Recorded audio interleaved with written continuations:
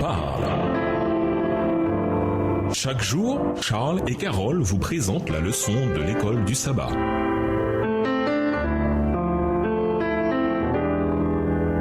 Bienvenue dans votre émission Dieu nous parle. Nous voilà à la leçon de dimanche, les psaumes, des chants d'espoir pour les opprimés. Comme nous l'avons déjà fait remarquer, Dieu voit et entend ceux qui sont dans la détresse et la difficulté. Le plus souvent, dans les psaumes, nous entendons le cri de ceux qui faisaient confiance à Dieu, mais sans avoir vu la justice rendue. L'injustice et l'oppression que les voix dans ces chants vivent ou observent semblent étouffer les affirmations de bonté, de justice et de puissance de Dieu. Cependant, ce sont les chants de ceux qui chantent encore. Ni leur vie, ni leur foi n'ont été éteintes. Il reste de l'espoir. Et l'urgence, c'est que Dieu doit agir avant qu'il soit trop tard, avant que le mal triomphe, avant que les opprimés ne soient détruits par le poids du mal qu'on leur a fait. Ainsi, les auteurs des psaumes tentent de combler l'écart entre les affirmations de leur foi d'un côté et les épreuves et les tragédies de la vie de l'autre. Lisons Psaume 9, les versets 7 à 9 et les versets 13 à 20. Vous imaginez les circonstances dans lesquelles se trouvait David, l'auteur des psaumes? Vous sentez la tension entre sa foi dans la bonté de Dieu et son expérience du moment? Comment gérez-vous le combat de la foi en Dieu dans des périodes d'épreuves terribles? Psaume 9, les versets 7 à 9 et 13 à 20. L'Éternel règne à jamais. Il a dressé son trône pour le jugement. Il juge le monde avec justice. Il juge les peuples avec droiture. L'Éternel est un refuge pour l'opprimé, un refuge au temps de la détresse. Verset 13. Aie pitié de moi, Éternel, vois la misère où me réduisent mes ennemis. Enlève-moi des portes de la mort, afin que je publie toutes tes louanges dans les portes de la fille de Sion et que je me réjouisse de ton salut. Les nations tombent dans la force qu'elles ont faite. Leur pied se prend au filet qu'elles ont caché. L'Éternel se montre et fait justice. Il enlace le méchant dans l'œuvre de ses mains. Les méchants se tournent vers le séjour des morts. Toutes les nations qui oublient Dieu, car le malheureux n'est point oublié à jamais. L'espérance des misérables ne périt pas à toujours. Lève-toi, ô Éternel, que l'homme ne triomphe pas, que les nations soient jugées devant ta face. Frappe-les d'épouvante, ô Éternel, que les peuples sachent qu'ils sont des hommes. Tout au long des psaumes, la réponse répétée à cette tension est l'espérance et la promesse du juste et bon jugement de Dieu. Le mal et l'injustice peuvent sembler triompher pour le moment, mais Dieu jugera ceux qui font le mal et qui commettent l'injustice. Ils seront punis, tandis que ceux qu'ils ont opprimés et brisés seront restaurés et renouvelés. Dans Reflections on the Psalms,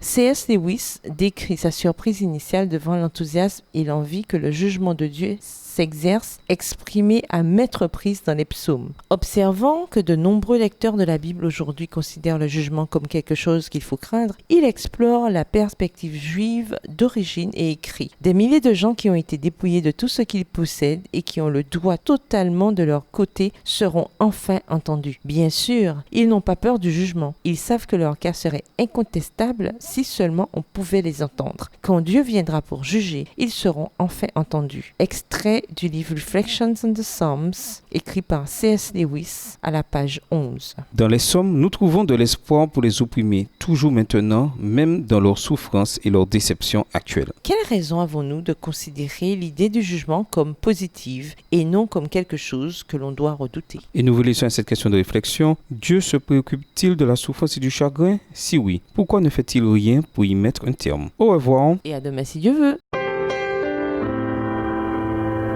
Dieu nous parle. Chaque jour, Charles et Carole vous présentent la leçon de l'école du sabbat.